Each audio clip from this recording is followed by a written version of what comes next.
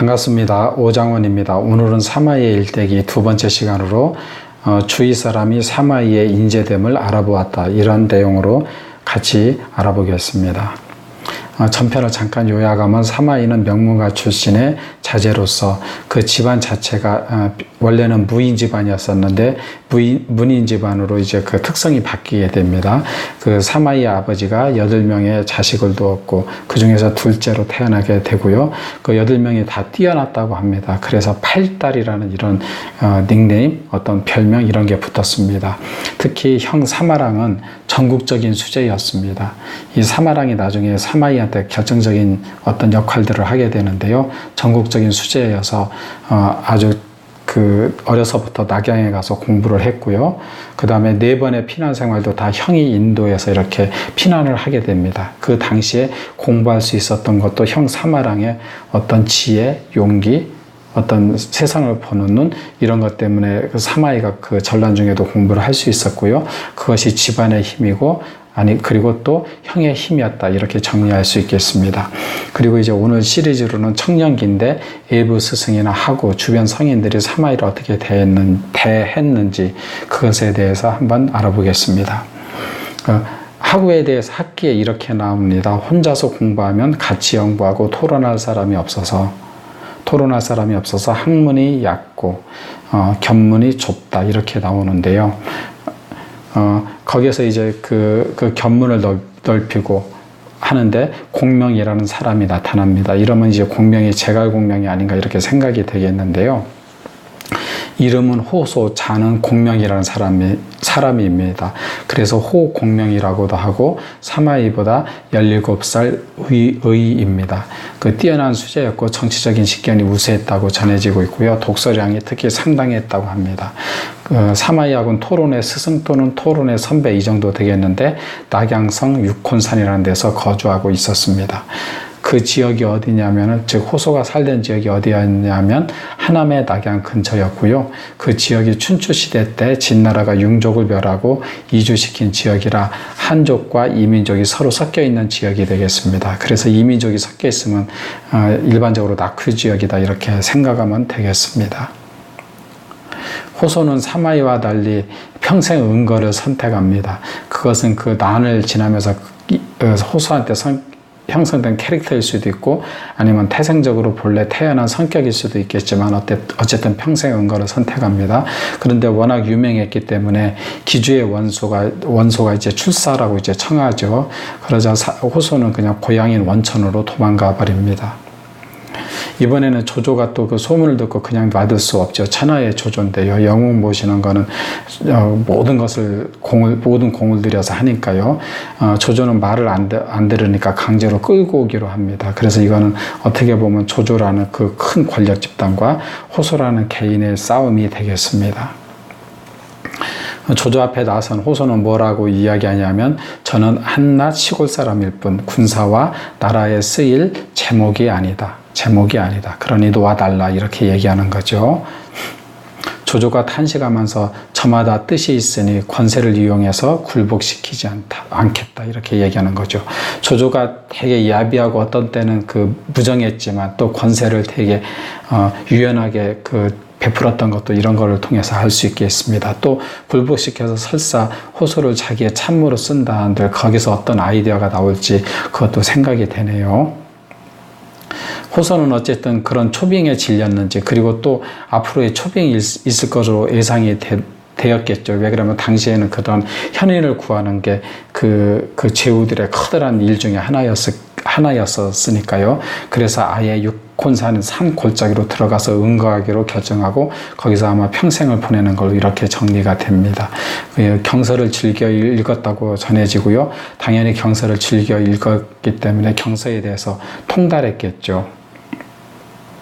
또 서예의 대가여서 쓰다 버린 파지가 아주 비싼 값에 팔렸다고 합니다. 그러니까 상당히 유명한 서예가였다 이렇게 또 전해지고 있습니다. 소년 사마이도 당연히 그 명성을 들었겠죠. 그래서 호소를 찾아갑니다.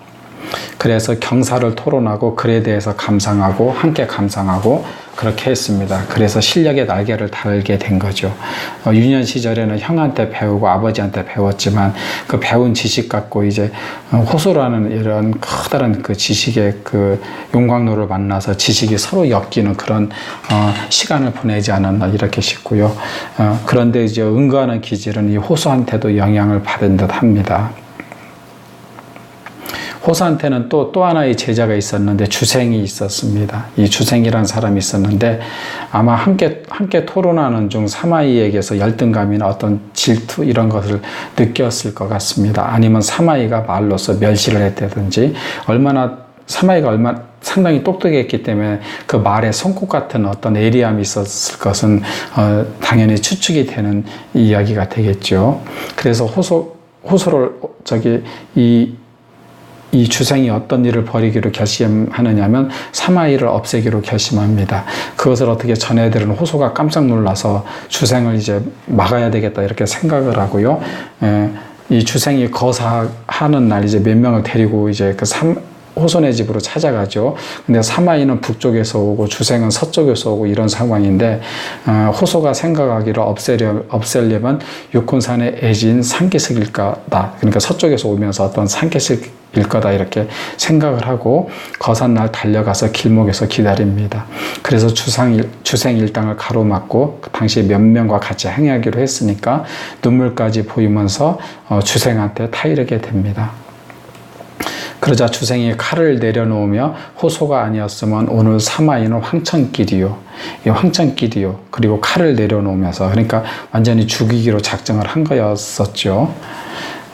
그런데 호소는 그래도 얘가 나중에 마음이 변할까 염려해서 대나무를 가리키면서 대나무를 베면서 맹세해라 이렇게 이야기를 합니다. 그러자 주생이 대나무를 베면서 내가 또 사마이를 해치려 든다면 이 나무 같은 꼴이 될 것이요 이렇게 이야기를 하죠.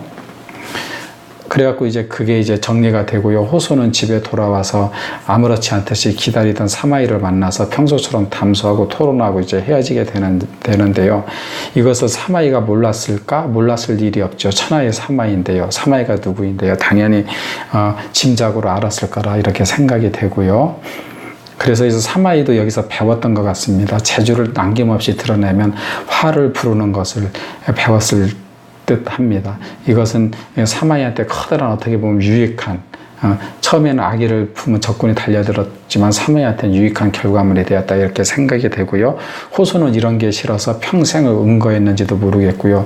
사마이는 응거와 출사를 균형 있게 행했다 이렇게 정리도 할 수 있겠습니다. 그래서 어쨌든 호소는 한평생 그 산에서 응가하면서 89세까지 살았습니다. 산에서 살았으니까 아주 공기 좋은 데서 살았으니까 장수한 게 되겠고요. 사마이보다 1년 앞서서 이제 영면을 하게 됩니다. 사마이는 73세까지 살았고요. 어쨌든 둘 다 그 당시의 나이를 보면 많은 세월을 살은 게 되겠습니다. 보통 40세, 50세, 나이 많아도 60세에 죽고 그러는 시대였었는데요. 많이 산 경우가 되겠습니다. 이건 우연인지 모르겠지만 사마이가 스승을 기리며 그랬는지 아니면 우연인지 사마이의 두 아들의 이름을 지었는데 뭐라고 지었느냐면 사마사, 이 사가 스승사잖아요. 스승사, 그 다음에 사마소. 그래서 이 사소, 스승호소 이런 뜻이 아닌가 이렇게 생각도 한다고 합니다. 당시에 관리가 되려면 당시에는 과거시험 제도가 없었습니다. 그러면 관리가 어떻게 되느냐? 지방 관원의 안목에 의존하였습니다. 그래서 상당히 여론이 중요했는데요. 여론에서 이 사람이 뛰어나다 이렇게 격찬을 하면 지방 정부는 그 사람을 청구할 책임이 있었고 중앙 정부는 거기에 벼슬을 주고 하는 시대였습니다. 한해군 그러니까 같은 고향에 양준이라는 사람이 있었는데 이 양준이 눈썰미 좋기로 유명한 사람인데 16살 사마이를 보면서 비상한 인물이로다 이렇게 얘기합니다. 삼국지 양준전에 나오는 얘기인데요. 사마이의 인물됨을 알아본 케이스가 되겠죠.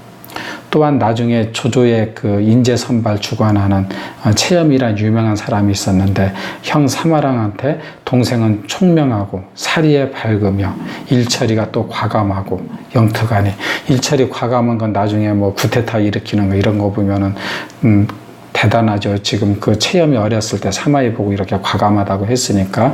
그래서 형 사마랑한테 형 자네 사마랑이라 할지라도 비할 바가 아니다. 못 된다. 진서 선제기에 나오는 내용입니다. 그래서 사마이의 인물됨을 알아봤고요. 그 체험이 몇 번을 보았는지 모르지만 지나가는 사마이를 보고 그렇게 했다는 것은 어쨌든 사마이가 인물이 상당히 뛰어났다는 거죠. 사마이가 응거하고 피하려고 해도 어쨌든 그 지역에서, 그 한해군 지역에서 도망갈 데가 없었다, 이렇게 보면 되겠습니다. 마침내 군의 인재 선발자 눈에 들어오게 됩니다. 그래서 23세에 상계연이라는 자리, 상계연, 제가 계자에다가 지금 형광펜을 칠했는데 상계연 자리를 처음 가봤습니다. 이 개가 계산할 때 계자 뭐 이런 게 되겠죠. 그래서 상계연 자리는 뭐냐면 혈령들은 이제 가구수나 인구수, 지세, 수입, 재정, 지출, 치안 상황 등을 숫자로 작성해서 상계연한테 제출을 하는 자리입니다. 그러니까 그 군의 모든 숫자가 상계연한테 집합이 되는 거죠. 그러면 상계연은 군 계부를 이제 취합 정리해서 낙양의 상공이면 상당히 높은 사람이잖아요. 상공한테 제출하고 드물지만 아마 거의 만날 수는 없겠지만 황제를 직접 아련할 수 있는 기회도 있었다고 합니다. 상공이 내용을 혹시 물어본다면 그 군에 대해서, 내용에 대해서 해박한 지식이 당연히 있어야겠죠. 그리고 숫자에 근거해서 대답을 해야 하는 자리가 되겠습니다. 따라서 숫자를 다룬다는 것은 한 조직, 행정 단위의 전체를 보는 안목이 당연히 생기게 되죠. 그래서 다른 부서와는 차원이 다른 보직이다, 이렇게 생각을 할 수 있겠습니다. 그러나 당시에는 상계연은 당시 한나라에서는 하급관리 취급을 받았다고 합니다. 아마 제가 볼 때는 그 당시가 난세였기 때문에 그런 숫자 이런 것보다는 싸움을 잘하는 사람, 이런 사람들이 더 출세할 수 있는 시대였다고 생각이 되고요. 그래서 상계연 자리는 유명무실하고 출세와는 동떨어진 자리였다. 그래서 안목을 키우는 자리이면 불명하지만 자기 의한뿐 아무것도 없었다, 이렇게 생각되는 자리입니다. 그런데 어쨌든 사마이는 맡았습니다. 왜 맡았을까요? 저는 사마이가 이 상계연 자리를 맡은 것도 사마이의 그 중년 이후에 자기의 그 어떤 그 기계를 펼치는데 상당히 중요한 역할을 했다고 생각이 됩니다. 어쨌든 이 당시에 상계연 자리를 맡고 있던 이 당시에 사마이의 운명을 결정짓는 한 인물이 나타납니다. 그 인물은 당연히 이제 조조가 되겠는데요.